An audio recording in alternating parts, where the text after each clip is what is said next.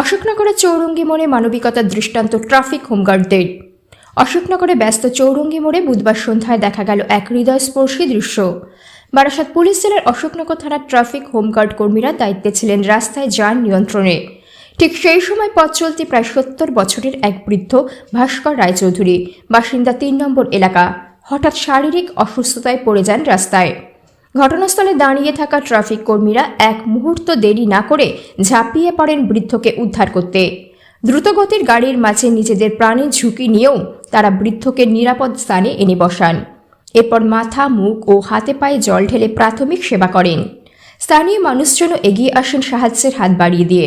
কিছুক্ষণের মধ্যেই বৃদ্ধ কিছুটা সুস্থতা ফিরে পান। এরপর ট্রাফিক কর্মীরা নিজেরাই টোটো করে অসুস্থ বৃদ্ধকে তাঁর বাড়ি পৌঁছে দেন। মানবিক এই উদ্যোগে মুগ্ধ স্থানীয় মানুষজন জানিয়েছেন, একটা জটলা হচ্ছিল, তা আমি তখন ওখানে গেলাম। একটা বৃদ্ধ লোক, ওনার প্রেশারটা বোধহয় হাই হয়ে গেছিল। তা আমরা ভেবেছিলাম যে পড়ে গেছে, কিন্তু পড়ে যায়নি। সিভিকটা ধরে ফেলেছে। ধরে ফেলার পর ওনার ওই মাথার এখানে, ভুরুর এখানে দেখলাম রক্ত, এখানে রক্ত দেখা পর তো ওরা আবার ওই জল ফল দিল। তারপরে বললাম বাড়ি চলুন। তখন বললো যে বাড়ি যাবো না, হাত জোর করছে, বাড়ি যাবো না। হ্যাঁ, আমি যেতে পারবো। আমার মনে হচ্ছিল ওনাকে দাঁড় করালাম, উনি সামনে ঝুঁকে যাচ্ছে, ওনাকে একা ছাড়া যাবে না। তখন ওই সিভিকরা ওনাকে বাড়িতে পৌঁছে দিয়ে আসে।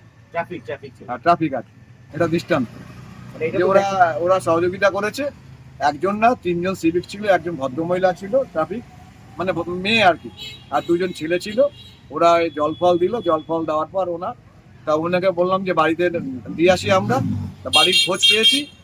তা উনি বাড়ি যেতে চাইছে না, ও একাই যাবে। তারপরে আমরা দেখলাম যে রিস্ক আছে, সেই জন্য ওই সিভিকরা ওনাকে বাড়ি পৌঁছে দিয়েছে।